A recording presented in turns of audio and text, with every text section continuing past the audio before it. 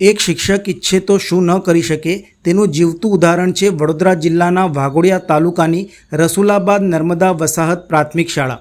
વર્ષ 2002માં સ્થાપિત આ શાળાનું સંચાલન આચાર્ય કંદર્પ કુમાર પ્રદીપભાઈ પટેલ છેલ્લા 22 વર્ષથી કરી રહ્યા છે. તેમના પ્રયત્નોથી શાળા ગ્રીન સ્કૂલમાં પરિવર્તિત થઈ અને ખાનગી શાળાને પણ ટક્કર મારે તેવી સુવિધાઓ સાથે ઊભી થઈ છે. હાલમાં શાળામાં 2 શિક્ષક કાર્યરત છે તથા 34 વિદ્યાર્થીઓ, 16 છોકરા, 18 છોકરીઓ અભ્યાસ કરે છે. વિદ્યાર્થીઓને શિષ્યવૃત્તિ, મધ્યાહન ભોજન, સ્વેટર, યુનિફોર્મ, પુસ્તકો, બૂટ મોજા જેવી સુવિધાઓ ઉપલબ્ધ છે. શાળામાં બાલવાટિકાથી ધોરણ 5 સુધી ભણાવવામાં આવે છે. સ્વખર્ચ અને લોકભાગીદારીથી બાગ બગીચો, વાંચન કુટીર, સીસીટીવી કેમેરા, અલગ શૌચાલય જેવી વ્યવસ્થા ઊભી કરવામાં આવી છે. આચાર્ય પટેલ જણાવે છે કે શાળાને પોતાના સંતાનો સમજી સંચાલન કર્યું છે જેથી કોઈપણ બાળક પાછળ ન રહી જાય. વિદ્યાર્થીઓને NMMS, CET, વિજ્ઞાન મેળા જેવી સ્પર્ધાઓમાં પ્રોત્સાહિત કરવામાં આવે છે. ગયા વર્ષે CETમાં 7માંથી 5 બાળકો મેરિટમાં આવ્યા હતા.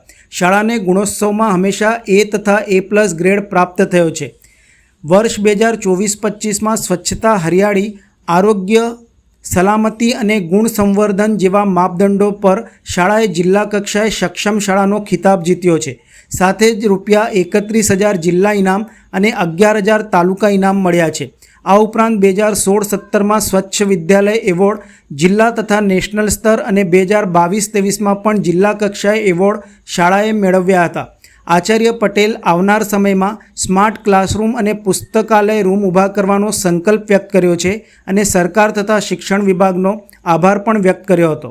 પટેલ કંદર્પ કુમાર પ્રદીપભાઈ, હું અહીંયા આચાર્ય છું. રસુલાબાદ નર્મદા વસાહત પ્રાથમિક શાળા, તાલુકો વાઘોડિયા, જિલ્લો વડોદરામાં આવેલી આ શાળા છે, જ્યાં બાલવાટિકાથી ધોરણ 5 સુધીની ધોરણ છે અહીંયા, અને કુલ 35 બાળકો અહીંયા અભ્યાસ કરે છે. લગભગ 2002થી શાળા સ્થાપનાથી જ અહીંયા આચાર્ય તરીકે ભૂમિકા નિભાવું છું.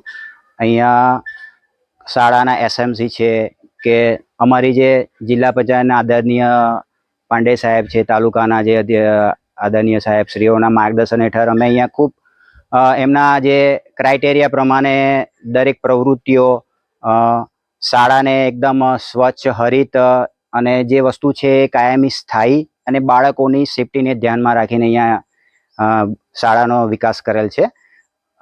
શાળામાં બાળકોને જમવા માટે મધ્યાહન ભોજન બેઠક વ્યવસ્થા ઊભી કરેલ છે.